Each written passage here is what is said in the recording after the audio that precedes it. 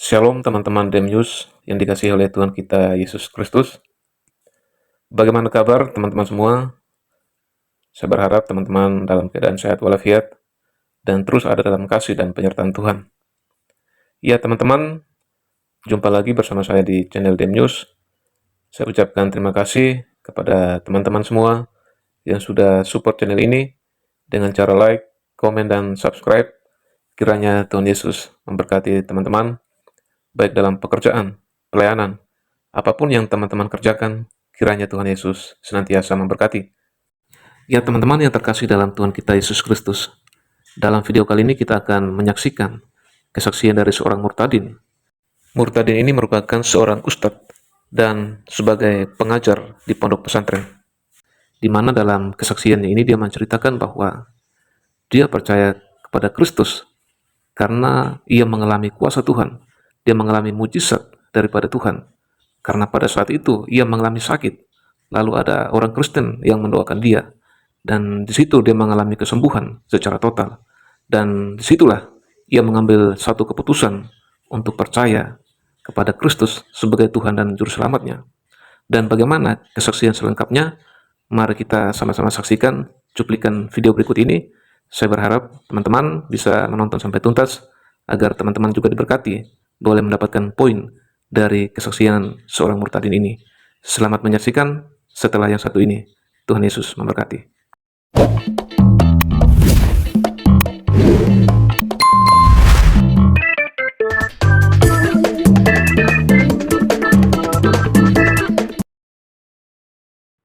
Salam. Assalamualaikum ya ahlal jannah fi hadari salmasih. Takut jawabannya. Sudah pada ngerti ya. Perkenalkan, nama saya Herman Pasang, berasal dari kota Kembang Bandung. Latar belakang saya dulu menganut agama Muslim.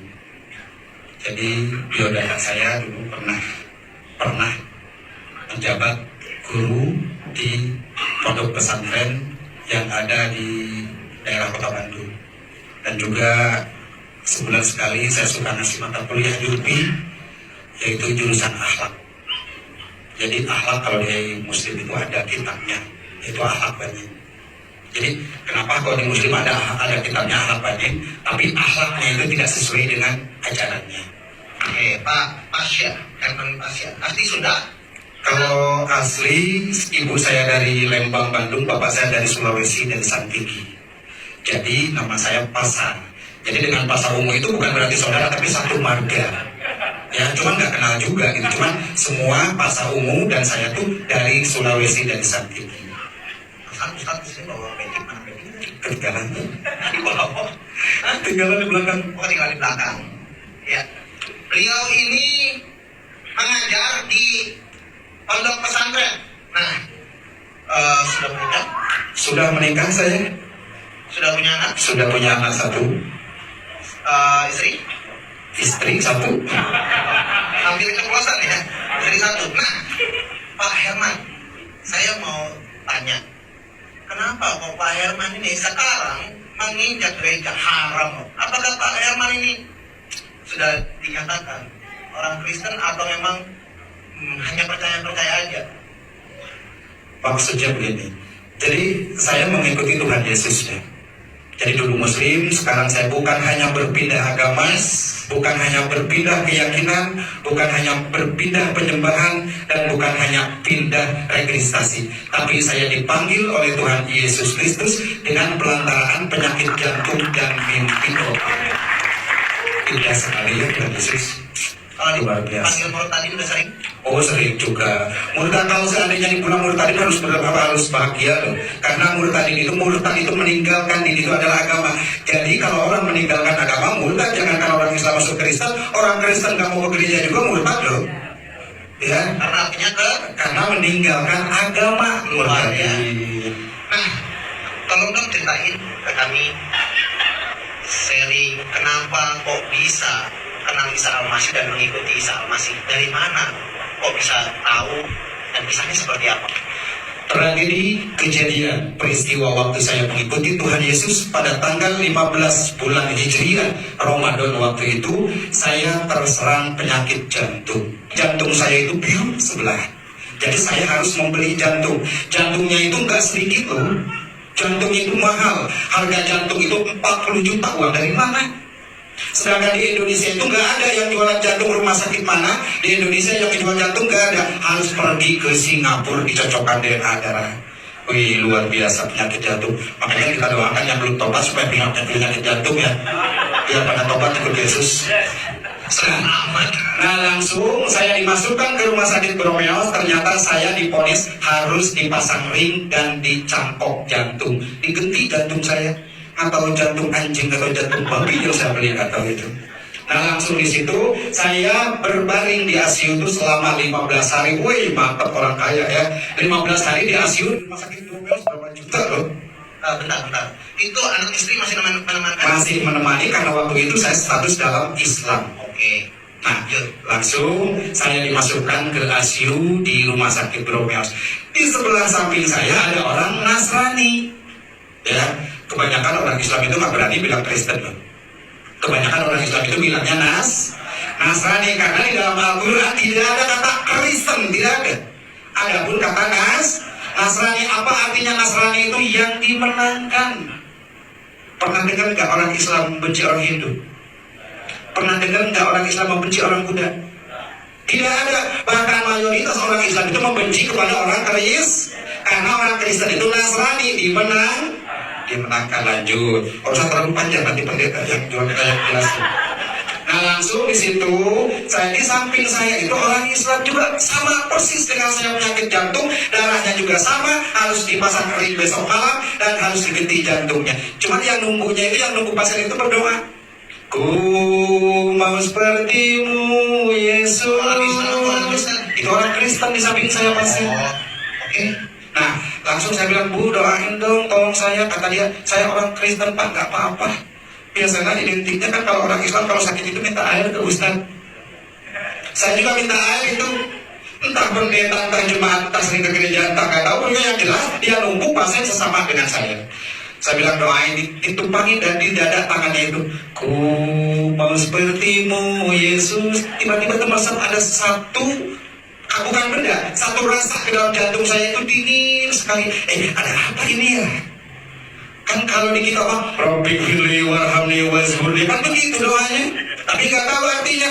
Saya yakin dan percaya kalau orang Islam membaca Al-Quran dari 8 Bismillah sampai wassalamu sampai pulang binas, kalau dibaca dengan artinya, tamat Al-Quran 30 juz, 6.666 ayat, terbagi 4 bagian, yakin paginya bakal ikut Tuhan Yesus Kristus. Karena apa? 6.666 ayat terbagi 4 bagian. Satu surat yang tidak memakai mim. Ada surat Al-Quran. Semua pakai mim, tapi ada satu surat yang tidak memakai mim. Inna ataina kalkausar pasolili robika wanhar inna sami'aka wal abtar pasolili robika wan. Itu tidak memakai mim loh satu ayat pun. Nah, itu adalah menunjukkan. Pernah saya baca kitab Jeremia karangan Ibnu Hajar yang terakhir. Kitab Jeremia di Indonesia nggak ada, Pak. Harus beli itu ke Madinah. Itu 24 jilid, panjangnya 1 meter. Harganya kalau uang Indonesia itu 7.800.000. Di situ tertera dari mulai diciptakan langit dan bumi sampai ibadah. Nah, surat Inna Atoina menunjukkan kepada Isa bin Umar.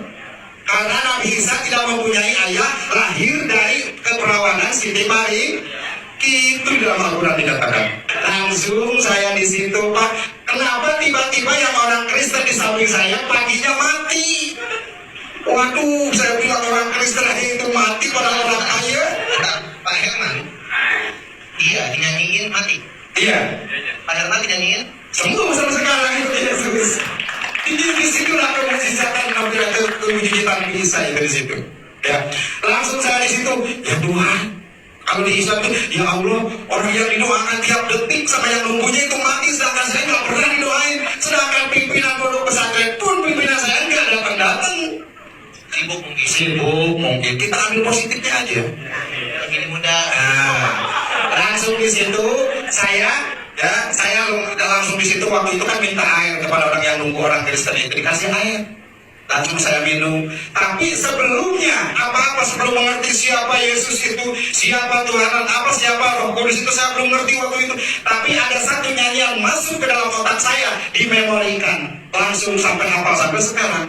Mengalirlah kuasa Roh Kudus, mengalirlah di hati kami, mengalirlah Roh Kudus di hidupku. Jantung yang kemarin sakit dan sesak itu tiba-tiba lega loh. Stop. Ente ini pujian besar kayak ngaji. Emang begitu kan pujian besar kalau Ustaz tidak boleh kayak ngaji ya. Nah, langsung ya di situ saya, karena saya malamnya jam 10.30 malam mau dioperasi, tiba-tiba paginya datang dokter saya. Dokter saya mengatakan, saya tidak mengerti. Oh kaget loh, karena di samping saya kemarin mati. Tiba-tiba dokter mengatakan ke keluarga saya tidak mengerti. Sampai lihat monitor di TV, tapi normal. Saya bilang, ada apa ini? Tapi jantung itu tidak terasa sesak napas. Langsung si dokter itu berbisik kepada keluarga saya curiga, oh mungkin besok atau nanti sore saya mati. Pasrah ya? Pasrah, luar biasa. Nah di situ berhubung dokternya yang di Immanuel pun, yang di Bromeos pun kurang begitu ini, langsung rumah sakit ahli jantung dari Cipto datang ke Bromeos, meriksa saya langsung, jarum dan kabel-kabel yang ada di badan saya itu dicabuti langsung, katanya tanda tangan sama keluarga saya, operasi dibatalkan. Saya bilang, kenapa dibatalkan? Apakah saya tidak mampu untuk membayar? Saya mampu punya rumah sedikit pun saya akan jual demi kesehatan saya. Bukan, tapi ini udah sembuh. Nggak percaya saya. Oh, saya lihat sendiri waktu saya diperiksa di radiologi, nelen kamera, dilihat di monitor itu jantung saya itu biru sebelah. Tiba-tiba kenapa jadi normal? Secara logika tidak mungkin terjadi. Impossible itu terjadi, tapi bisa terjadi kekuatan pengalirlah Roh Kudus. Langsung di situ kata dokter, silahkan kalau kamu punya uang banyak silahkan tidur di rumah sakit Bromeos selamanya. Kalau nggak pulang hari ini karena kamu sembuh langsung sembuh. Sesudahnya di rumah karena saya ditetapkan dan didoakan sama orang Kristen. Lupa waktu itu saya minta alamatnya pada orang Bandung juga ya. Saya bilang ke istri, Mah, saya mau pindah agama masuk Kristen. Wih, kayak anjing lagi makan dipukul kepalanya. Wih, gitu. Kata istri saya, kamu gila ya, katanya kamu adalah seorang guru di pondok pesantren, mertua kamu bapak saya, kata istri saya. Punya pondok pesantren di Ciamis sekian gedenya, dihargai dan dihormati, kenapa kamu mau jadi murtad? Saya nggak banyak ngomong, santai aja. Karena mungkin sedikit loh kasih itu dimasukkan ke dalam hati saya lewat doa orang Kristen itu. Saya bilang tetap aja saya masih tetap ngajar di pondok pesantren. Cuman orang berjamaah biasanya saya suka ngimamin, saya mah alasannya ngopi, padahal saya itu sudah mau meninggalkan ajaran-ajaran orang Islam. Saya kan masuk di Facebook itu Yesus Sejati Group. Banyak yang ngomongin pendeta mana. Saya minta satu aja. Tolong Pak Pendeta, besok saya mau sidang di kecamatan. Tolong utus, kalau pendeta itu mungkin banyak wawasannya luas di mana jemaatnya. Tolong, bukan saya minta tolong, tapi tolong saya backing, tolong saya dampingi mau sidang. Gak ada tuh yang datang. Makanya tolong saudara-saudara jangan berharap kepada manusia sakit hati. Tuhan andalkan. Yes. Oke. Lanjut. Langsung di situ saya dapat anehnya, masih anehnya itu dapat loh. Saya lawan sekian, saya sendiri, hanya saya punya Tuhan. Karena aku belum bisa berdoa. Tuhan Yesus, kalau memang Engkau Tuhan, lindungi dan menangkan saya. Menang loh di pengadilan. Datang tiba-tiba pimpinan saya, jagalah hati, bawa kunci. Mobilnya Alfa, atau udah lunas atau belum? Herman, mendingan kamu didik lagi anak-anak di pondok pesantren. Masa kamu seorang ustadz pendidik akhlak, guru akhlak, tiba-tiba kamu murtad? Nih silahkan aja pakai mobil saya, dan kamu mau diminta gaji berapa? Saya bilang enggak, mohon maaf, saya mau ikut Yesus. Keluar kamu dari kota Bandung, yang penting kamu asal jangan di kota Bandung. Silahkan, terserah kamu, hak kamu neraka dan surga. Oh iya ya, surga dan neraka itu tidak ada yang dibantu dengan orang lain, hanya sendiri. Langsung saya dikeluarkan dari kota Bandung itu, diusir sama Pak Lurahnya juga, sama semua, sama termasuk ibu saya dan istri saya minta cerai saya sekaligus waktu itu. Ngapain? Masih banyak di luar sana ya. Nah, langsung untuk keluarga jadi gimana sampai sekarang? Sampai saat ini, puji Tuhan, saya masih dibenci keluarga. Ya, puji Tuhan, istri saya juga katanya mau nikah lagi. Ya silahkan, cuman yang saya titipkan adalah anak. Ya, walaupun itu anak bukan anak saya, hasil dari adopsi, tapi dari usia 7 hari saya udah adopsi. Karena saya nggak punya anak, saya bilang, Bu, titip aja.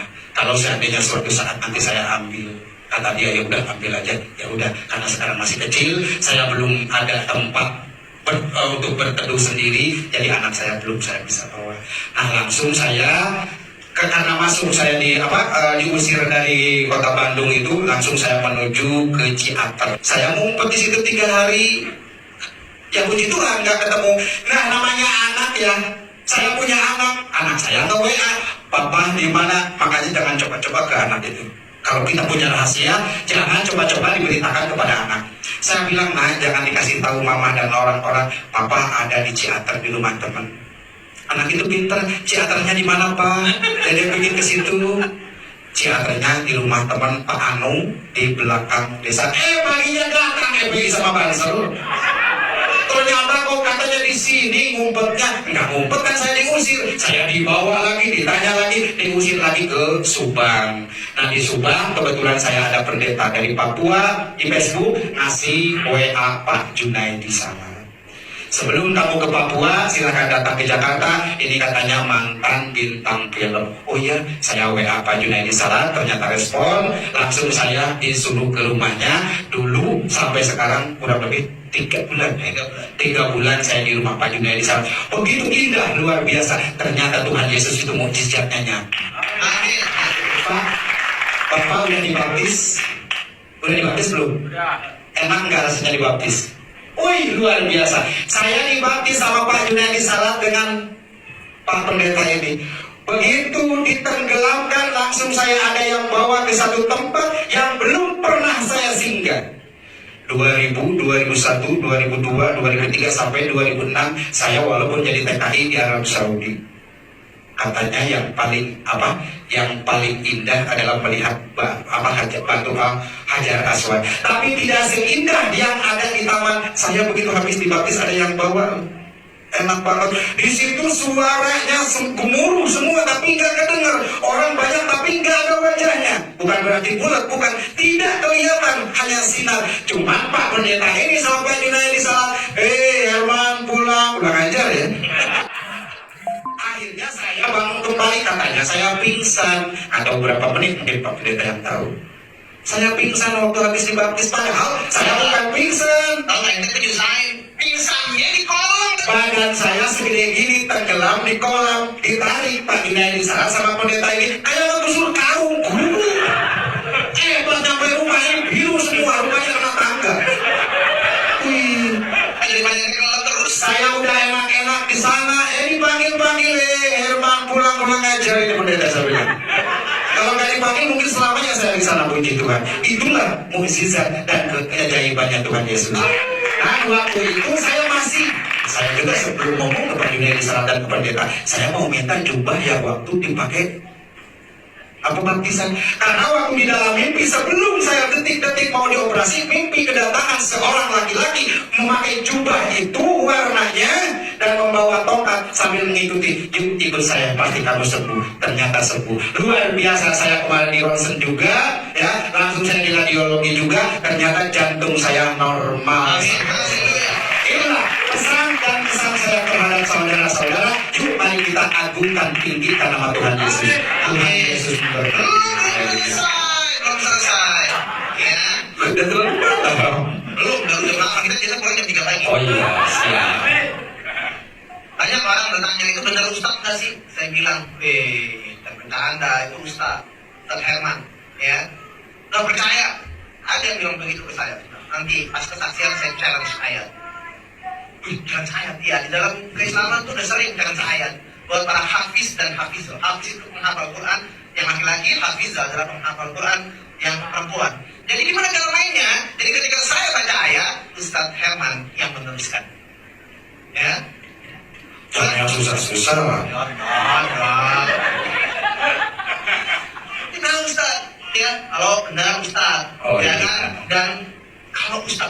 bertobat. Masa yang gak ustaz nggak mau bertobat? Itu dia. Ya. Wadduha wal-laili idza saja.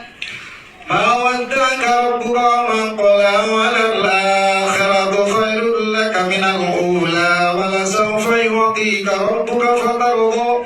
Alam yazidka yatiman fa'awa wa zadaka dhalan fahada wa wazadaka 'ailan fa'aghna fa'amma al-yatima fala taqhar wa amma as-sa'ila fala tanhar wa amma bi ni'mati rabbika fahaddith. Alhaakum at-takasur hatta zurtumul maqabir.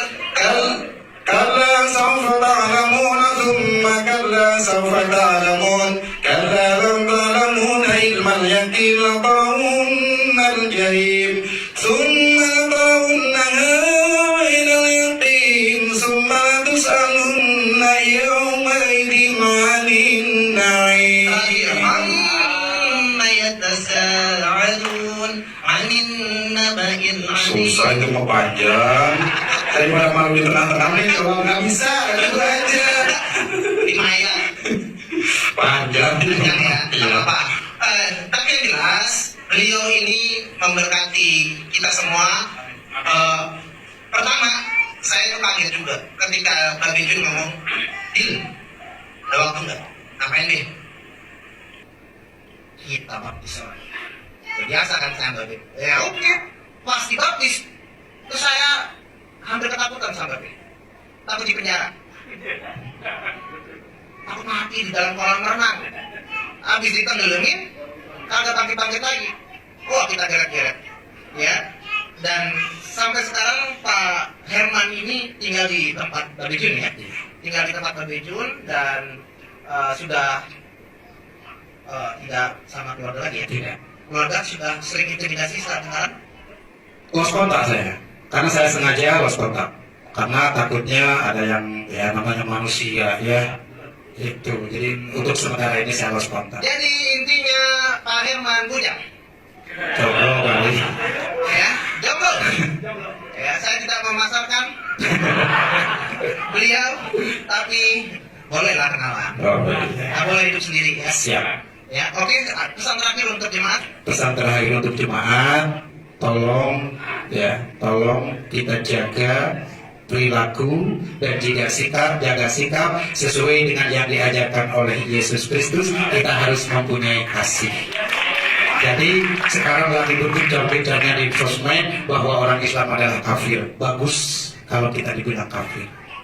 Kalau kata Pak Junaidi Salak itu kaya akan firman. Padahal kafir di dalam bahasa Arab itu, kafir itu bukan bahasa Al-Quran, bahasa orang Arab. Kayak tadi begitu saya datang, kata Pak Pendeta ini, Assalamualaikum ya Assalamualaikum ya akhi. Sampai saya jawab, Waalaikumsalam. Assalamualaikum, keselamatan untuk Anda ya saudara, kata Pak Pendeta tadi. Nah itu adalah bahasa, kalau di Arab itu kan jatuh piring aja, innalillahi wa inna ilaihi rajiun. Kalau di Indonesia ada yang mati kan bilang innalillahi. Kalau di Arab enggak, jatuh apapun pasti bilang innalillahi wa inna ilaihi rajiun. Karena itu bahasa orang Arab. Udah? Oke, terima kasih, kita beri kemuliaan buat Tuhan. Terima kasih banyak.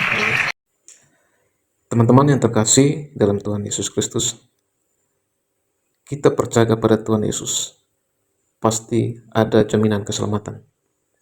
Keselamatan bukanlah hasil usaha manusia, melainkan anugerah Allah bagi setiap orang yang percaya kepada Tuhan Yesus.